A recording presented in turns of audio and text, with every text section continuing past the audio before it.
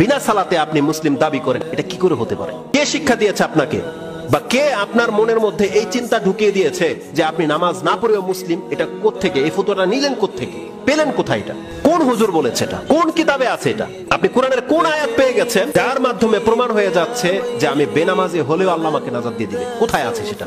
সে হাদিসটা কোনটা যার উপরে ভিত্তি করে আপনি বেনামাজি হয়ে বসে আছেন? কে আপনাকে উদ্ধার করতে? অস্ত্র চলতেছে, সামনে শত্রু কাফেরকে হত্যা করেছেন, আর রাসূল বলতেছে যে ওই অবস্থায় সময় হয়ে গেলে তোমার নামাজ মাফ নাই। রক্ত লেগে আছে, কাফের রক্ত, অস্ত্র চলছে, তুমি থামতে পারবে না, কিবলার ঠিক নাই, পবিত্রতা নাই। ওই অবস্থায় অস্ত্র চলবে, তাকবীরও চলবে, রুকুও চলবে, সেজদাও চলবে, তোমাকে ঝুঁকতে হবে না। রিজালান, হাঁটো আর সালাত পড়ো। রুকবানান, ঘোড়ার উপরে সালাত পড়ো।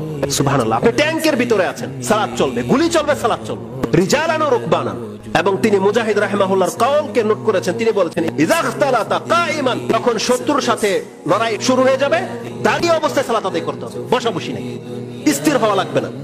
এবং আব্দুল ইবনে ওমর রাদিয়াল্লাহু তাআলা তিনি রাসূল সাল্লাল্লাহু আলাইহি ওয়াসাল্লাম থেকে হাদিস কোট করেছেন যে আনিন নবী সাল্লাল্লাহু আলাইহি ওয়াসাল্লাম ক্বালা ওয়া ইন কানা আকসারু মিন যালিক, যদি শত্রুর সংখ্যা বেড়ে যায়, তোমাদেরকে যদি জমিনে দাঁড়িয়ে সালাত আদায় করতে না দেয়, ফালিউসাল্লু কিয়ামান ওয়া রুকবানা, তাহলে সে দাঁড়িয়ে থেকে সালাত আদায় করবে, দৌড় বেয়ে সালাত করবে, সে তার ঘোড়ায় চেপে সালাত করবে, সে তার যানবাহন থেকে সালাত আদায় করবে। সালাত মাফ করা হয়নি। সালাত হচ্ছে আপনার ইসলাম, সালাত হচ্ছে আপনার ঈমান। সালাত ইসলামের এমন একটি রুকন, আপনার গুরুত্ব তখন বুঝতে পারবেন যখন এর আসল হাকিকত আপনি লক্ষ্য করবেন। অন্যান্য ইবাদতগুলো আপনি ফলো করেন, সেগুলো কোনো এক ব্যক্তির জন্য ফরজ। যারা সামর্থ্যবান তাদের জন্য যাকাত ফরজ, যারা সামর্থ্যবান মক্কা পৌঁছতে পারবে তাদের জন্য হজ ফরজ, যাদের শারীরিক ক্ষমতা আছে, প্রাপ্তবয়স্ক হয়ে গেছে এবং রমজান মাস পেয়ে গেল, তাদের জন্য সিয়াম ফরজ, একটা কন্ডিশনের সাথে।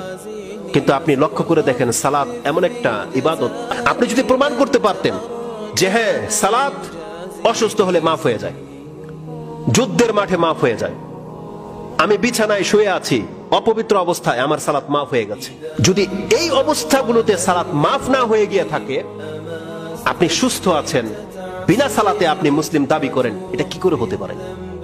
যখনই আল্লাহ সুবহানাহু ওয়া তাআলার আল্লাহর পক্ষ থেকে ডাক দেওয়া হবে, হাইয়া আলাস সালাহ, আসো সালাতের দিকে, হাইয়া আলাল ফালাহ, এটাই তোমার নাজাতের দিক, তখন কেবলমাত্র মাঠ থেকে, জমি থেকে, কাজকর্ম থেকে তারাই মসজিদের দিকে ছুটে আসবে যারা ঈমানদার, যারা আল্লাহর প্রতি ঈমান রাখে, তারাই কেবল ছুটে আসবে। আর যারা পরকালে বিশ্বাসী নয়, তারা তাদের কাজে ব্যস্ত থাকবে। এটা হচ্ছে মূল বিষয়, যে আজান হলো আপনার এবং কাফেরের মাঝে পার্থক্যকারী। পুরো মাঠের মধ্যে, মার্কেটের মধ্যে, সব জায়গায় কে হিন্দু, কে মুসলিম, কে খ্রিস্টান, কে বৌদ্ধ চিনা যায় না। চেহারা দেখে, পোশাক দেখে, কর্ম দেখে চিনা যায় না। কখন চিনা যাবে? নামাজের ওয়াক্তটা হতে দেন, যেমনি হয়ে যাবে হাইয়া আলাস সালাহ, আসো সালাতের দিকে, কেবলমাত্র এই টিমের মাঝে যারা মুসলিম তারাই দেখবেন কেবল মসজিদের দিকে আসতে আছে, তারাই কেবল সালাতের দিকে আসতে আছে। আর বাকি যারা আছে তারা তাদের ধর্মের সাথে কোনো সম্পর্ক নাই, সালাতের সাথে তারা থেকে যাবে। তখন আপনি বুঝতে পারবেন যে এই লোকগুলো হচ্ছে মুসলিম আর এই লোকগুলো হচ্ছে অমুসলিম। এভাবে পার্থক্য করতে হবে। তো সালাতকে সে মানদণ্ড দেওয়া হয়েছে যে সালাত হচ্ছে বান্দা এবং কুফরের মাঝে পার্থক্যকারী। এটা ছিল একটা হাদিস যেটা ইমাম মুসলিম রাহিমাহুল্লাহ তিনি তার কিতাবুল ঈমানের মধ্যে 35 নম্বর পর্বে এনেছেন। হাদিস যেমনটা বলেছি 148 এবং 149 নম্বর।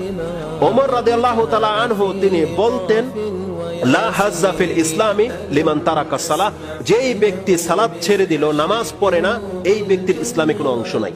তার মানে যেই ব্যক্তির সালাত নাই সেই ব্যক্তির ইসলাম নাই।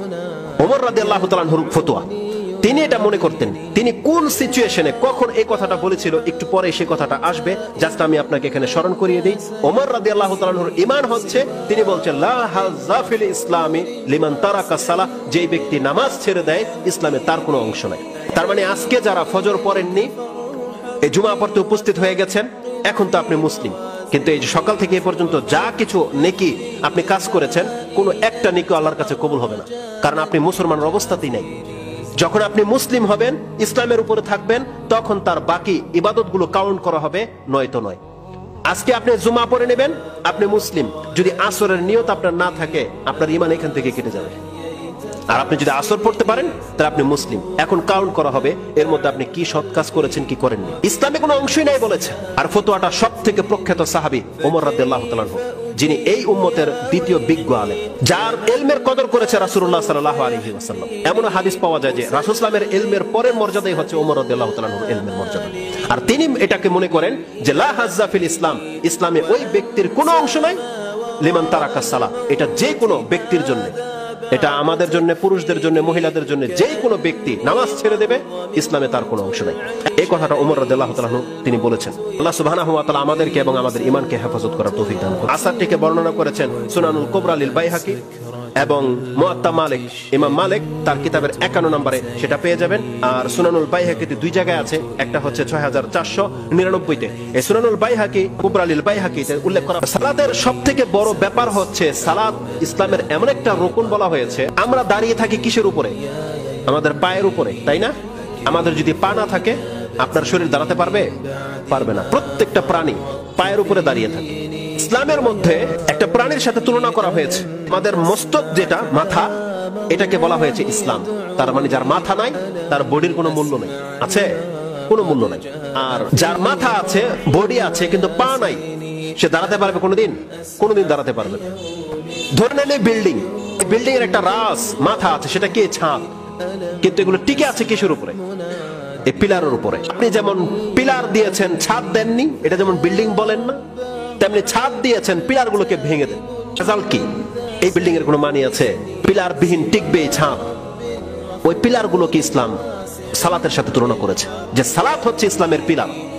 যে সালাত ইসলামটাকে ধরে রেখেছে, যার সালাত নাই তার ইসলাম নাই। তার মগজ মরা, মানে মৃত মগজ নিয়ে সে বেঁচে আছে, কিন্তু তাকে পিলার দিয়ে তার ইসলামটাকে দাঁড় করাতে হবে। আর যখন ইসলাম দাঁড়িয়ে যাবে তখন তার কাছ থেকে কোন সৎ আমলগুলো গ্রহণ করা হবে সেটা পরে হিসাব নেওয়া হবে। আগে প্রথম দেখা হবে তার ইসলাম ঠিক আছে কিনা। রাসূলুল্লাহ সাল্লাল্লাহু আলাইহি ওয়াসাল্লাম থেকে একটা হাদিস কোট করেছেন মুআজ বিন জাবাল, তার বর্ণনা থেকে ইমাম তিরমিজি এবং ইবনে মাজাহ। মুআজ বিন জাবাল রাদিয়াল্লাহু তাআলা তিনি বলছেন, কুনতু মা রাসূলিল্লাহি সাল্লাল্লাহু আলাইহি ওয়াসাল্লাম ফি সাফারিন, কোন এক সফরে আমি রাসূল সাল্লাল্লাহু আলাইহি ওয়াসাল্লামের সাথে ছিলাম। ফাকালা রাসূল সাল্লাল্লাহু আলাইহি ওয়াসাল্লাম, তিনি আমাকে বললেন, আলা উখবিরুকা বিরাসিল আমরি কুল্লিহি ওয়া আমুদিহি জিরওয়াতি সানামিহি, আমি কি তোমাকে বলবো প্রত্যেকটা বিষয়ের মাথা কি, এবং প্রত্যেকটা বিষয়ের পিলার কি, এবং প্রত্যেকটা বিষয়ের উচ্চ স্থানটা কি? কুলনা বালা বা কুলতু নাম ইয়া রাসূলুল্লাহ, হ্যাঁ আপনি বলেন যে প্রত্যেকটা বিষয়ের মাথা কি। তখন রাসূলুল্লাহ সাল্লাল্লাহু আলাইহি ওয়াসাল্লাম বলছেন, রাসুল আমরি কুল্লিল ইসলাম, রাসুল আমরিল ইসলাম, প্রত্যেকটা কিছুর মাথা হচ্ছে ইসলাম। ওয়া আমুদুহু আস-সালাত, রাসূলুল্লাহ বলছেন ইসলামের পিলার হচ্ছে সালাত। এখানে দেখেন হজের কথাও আসে নাই, যাকাতের কথাও আসে নাই, সিয়ামের কথা আসে নাই। একটা মাত্র গুণ রাসূলুল্লাহ প্রকাশ করেছে, সেটা হচ্ছে সালাত। সালাত হচ্ছে ইসলামের পিলার। ওয়া জিরওয়াতু সানামিহি আল জিহাদ, এবং প্রত্যেকটা কিছুর উচ্চতর একটা স্থান থাকে, যেটা শর্টকাট মানুষ এখানে পৌঁছে যাবে। রাসূল সাল্লাল্লাহু বলছেন সেই উচ্চতর জায়গায় পৌঁছতে হলে আপনাকে জিহাদ করতে হবে। জিহাদ আপনাকে খুব দ্রুত সেই জায়গায় পৌঁছে দেবে, যে জায়গায় পৌঁছতে বহু মেহনত করতে হয়। কিন্তু জিহাদ এমন একটা ইবাদত যেটা করতে পারলে আপনি খুব দ্রুত সেখানে পৌঁছে যাবেন, শর্টকাট রাস্তা। ইসলাম টিকে থাকার পরে জিহাদ হলো এমন একটা ইবাদত যেটা আপনাকে এমন মর্যাদায় নিয়ে যাবে যে কোনো ব্যক্তি দীর্ঘকাল ইবাদত করে হয়তো সেখানে পৌঁছতে পারবে। এটা হচ্ছে সানামুহু আল জিহাদ। সুউচ্চতর স্থানটা হচ্ছে জিহাদের জন্য রেখে দেওয়া হয়েছে। এই হাদিসটাকে ইমাম তিরমিজি রাহিমাহুল্লাহ তিনি তার কিতাবুল ঈমানের মধ্যে এনেছেন। হাদিস নাম্বার হচ্ছে 2616, 2616, এবং ইবনে মাজাতে হাদিসটিকে ফিতনার অধ্যায়ে এনেছেন 3997-তে, 3973-এ রয়েছে।